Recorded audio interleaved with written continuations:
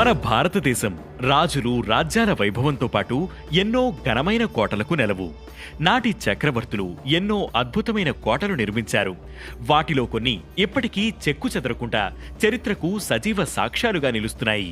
అందులో ఒకటి హిమాచల్ ప్రదేశ్ సమీపంలో ఉన్న కాంగ్డా కోట. ఈ కోటకు ఏకంగా మహాభారతం కాలంలో మూలాలు ఉన్నాయి. ఆ ఇంట్రెస్టింగ్ స్టోరీ గురించి ఈరోజు అనగనగాను.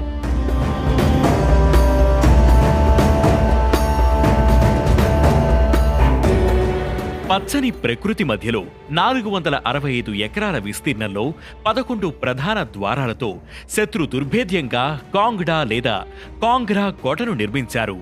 భీకర దాడులు, భయంకరమైన భూకంపాలను తట్టుకుని నిలిచిన ఈ కోట ఇప్పటికీ ఎన్నో రహస్యాలను తనలో దాచుకుంది.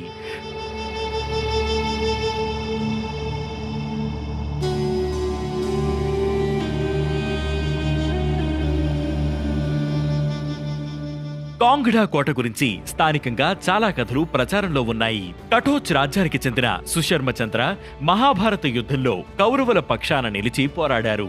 ఆ తర్వాత శత్రువుల దాడుల నుంచి తన రాజ్యాన్ని కాపాడుకునేందుకు హిమాలయాలకు సమీపంలో ఈ కాంగ్డా కోటను నిర్మించాడు. ఎవరైనా ఈ కోట లోపలికి ప్రవేశించాలని చూస్తే అక్కడున్న ద్వారపాలకులు నిర్దాక్షిణ్యంగా వారి తల మొండెం వేరు చేసేవారట. అందుకు కారణం కోటలో ఉన్న 21 బావుల అమూల్యమైన సంపద. పూర్వం రాజులు దేవతలకు భారీగా బంగారు ఆభరణాలు, వజ్ర వైఢూర్యాలు సమర్పించేవారు. ఈ కాంగ్డా కోటలో ఉన్న ఆలయాలకు కూడా బంగారం కుప్పలు తెప్పలుగా వచ్చి చేరేది. కొంతకాలానికి లెక్కించడానికి సాధ్యం కానంత సంపద పోగుపడింది. అప్పుడు కోటలోని వివిధ ప్రాంతాలలో 21 బావులు తవ్వించి ఆ సంపదను వాటిలో నిక్షిప్తం చేశారు. అంతులేని నిధి నిక్షేపాలను తన గర్భంలో దాచుకున్న ఈ కోటను కొల్లగొట్టడానికి ఎందరో ప్రయత్నించారు. అందిన కాడికి దోచుకెళ్లారు. అయినా పూర్తిగా దక్కించుకోలేకపోయారు. 11వ శతాబ్దంలో ఈ విషయం తెలుసుకున్న మహమ్మద్ గజనీ కాంగ్డా కోటపై దండెత్తాడు. 8 బావుల్లోని సంపదను దోచుకు వెళ్లాడు. మొఘల్ చక్రవర్తి అక్బర్ కాంగ్డా కోటలోని బావుల జాడ తెలుసుకోవడానికి 52 సార్లు ప్రయత్నించి విఫలమయ్యాడు. అక్బర్ కుమారుడు జహంగీర్ కూడా 14 నెలల పాటు యుద్ధం చేసి చివరకు వెనుతిరిగాడు. బ్రిటిషర్లు కూడా ఈ కోటలో నుంచి 5 బావుల సంపదను దోచుకు వెళ్లారు.